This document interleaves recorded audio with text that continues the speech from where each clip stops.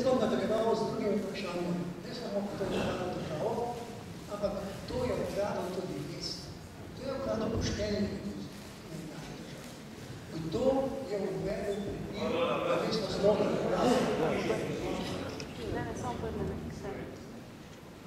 Torej, še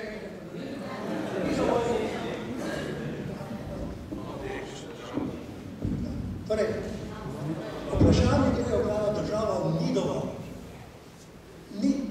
Ni enostavno. Namreč, vprašanje se nam nadaljuje. Kdo nam je pravzaprav ukradel vest? Kdo nam je ukradel mir v tej državi? Kdo nam je ukradel slovo v tej državi? To je namesto sloge uvedel mir, razdore, da smo skregali ne na levo pa desno, ampak tudi drugače. Da ne zaupamo več v poštenje, da ne zaupamo v neke moralne vrednote in da je laž premagala resnico. To je sedaj naša naloga, da spoznamo nek naravni red. Da spoznamo tisto, kar je drugod v Evropi že veljalo.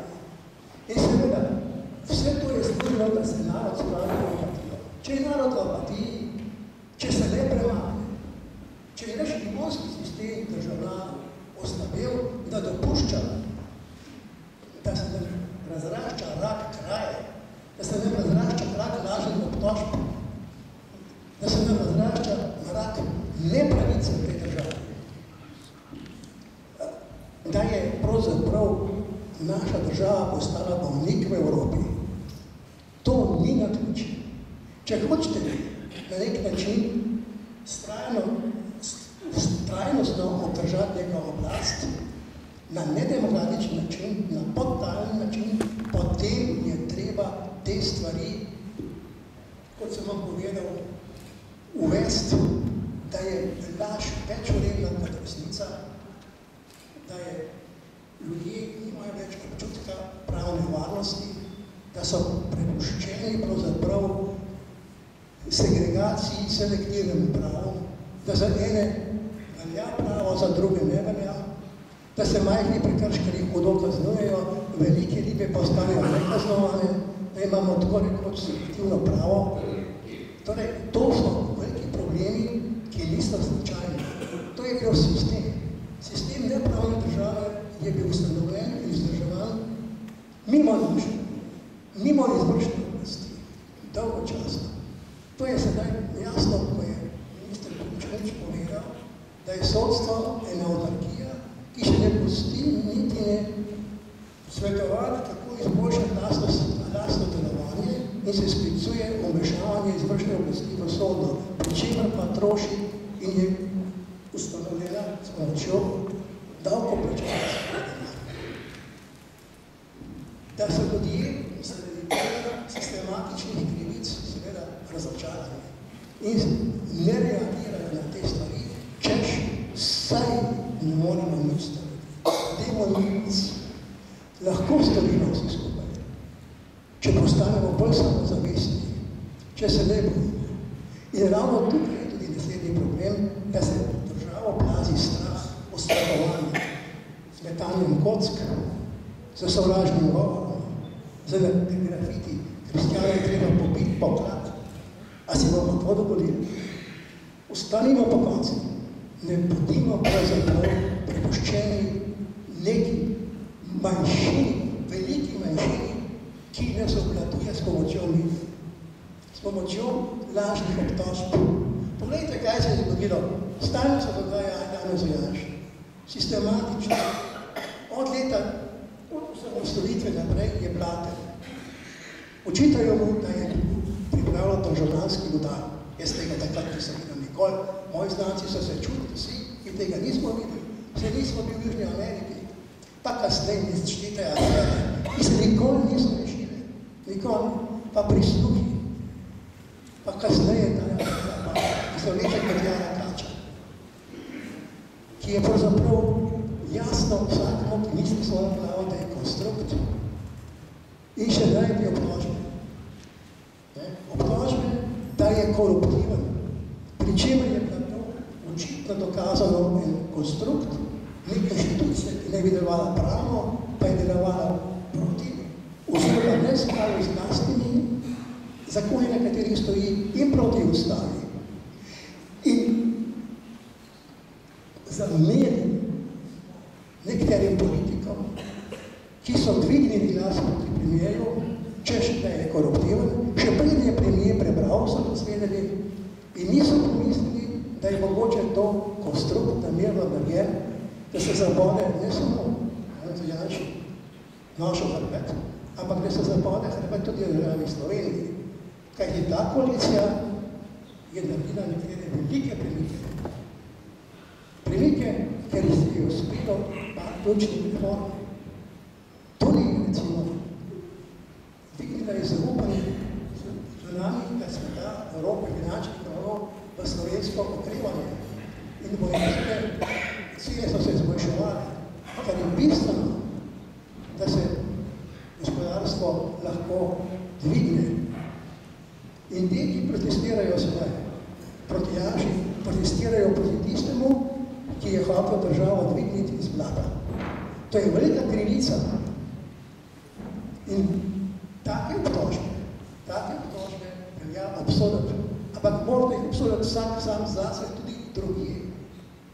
Ne podležite lažnim medijem in tudi demagogom, ki se sedaj pojavljajo in skušajo predstaviti, kako je pravzaprav ta vlada Janez Janša postavil državo ali pokriv za te pravzaprav naše težave in na našo krizo. Ne, na to krizo so odgovorni tisti pajdaški, rdeči kapitalisti, ki so s pomočjo privilegijev iz pretekle države uspeli si dokopati do menedžerskih pozicij in spraviti milijarde v inozemstvo davčne bonanze, pri čemer so prikrašali naše delavce, ostali so delavce na cesto, pri čemer se ti, ki imajo nacionalni interes v prvem planu, sploh niso zmenili, kaj ali blagostanje delavcev, pa njihovo socialna varnost, nacionalni socialni prispevkov, njim nacionalnem interesu, prosim vas. To je bila velika krivica do slovenskega naroda. To je v bistvu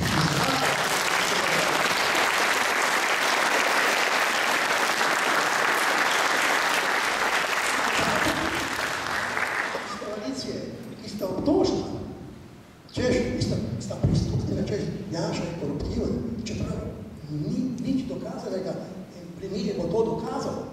Sposobni potri. Ampak to je bilo dovolj, da se potrbi uspešna koalicija. To je v bistvu izdaja nacionalnega interesa Slovenije. In ne se ima politike Slovenije. Da je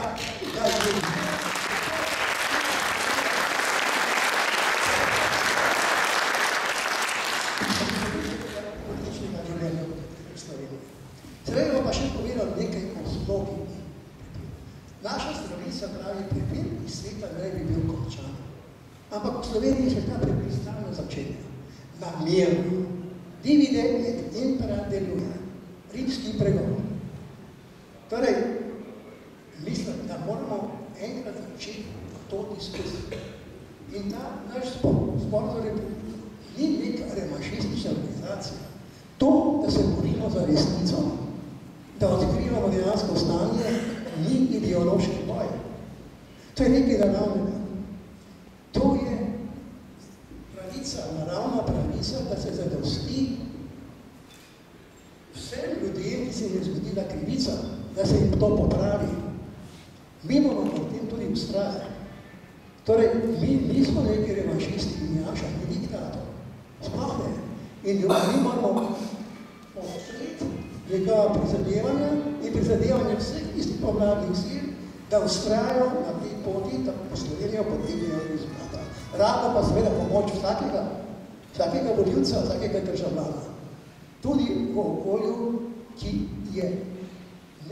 ne razume te politike izboljševanja, ki je nasedlo lažem, ki jih vršijo mediji. In seveda mi moramo tudi zahtevati nekaj tudi od medijev, da prenekajo sovražno propagando in seveda opozorimo urednike, da se vse preveč v komentarjih pojavljajo grobe oblike sovražnega govora, celo pozivi na nič.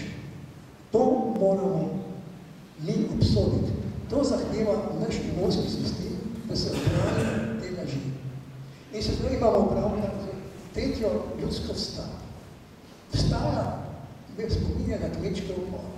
Vsaka vstaja tudi nekaj ruši. Ali je treba nekaj rušiti, ker je že dobro šlo? Ali je treba koalicijo rušiti, ker je že dobro začela? Ali je to vstaja mogoče? Ne, to je sabotaža države. Sabotaža države, ki jo vodijo nekateri demagogi, ki ponujajo vse.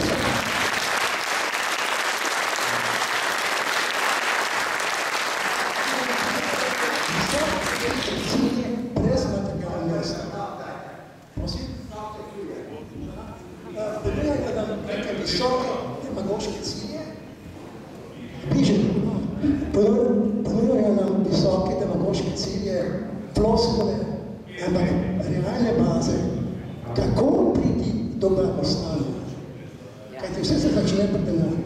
Kako dvigniti proizvodnjo, kako izboljšati bančništvo, tega pa ne povedo. Namreč, lahko je nam skriž kritizirati, težko pa je najti veliko rešitev. Hitro nekaj uničiš po revolucionarni praksi, težko je pa nekaj zvoko zgraditi. Ta vlada, ta koalicija je to veliko zgradila. A je vredno to sedaj v parih mesecih porušiti? A je to nacionalni interes? Ne, to ni nacionalni interes. To je izdaja, ki vodi Slovenijo v izolacijo in vodi v probleme s sosednjimi državami. To imamo sedaj rezultat tega. Dame in gospodje, premislite torej, kaj nam ponujajo ti demagogi in kam nas speljejo in kam pa je peljala koalicija in pomlad, slovenska pomlad. Tako da v petek na javni tribuni bojo zavedje tudi pomlad desatice. In se vdržite tega. Hvala lepa za poslušanje.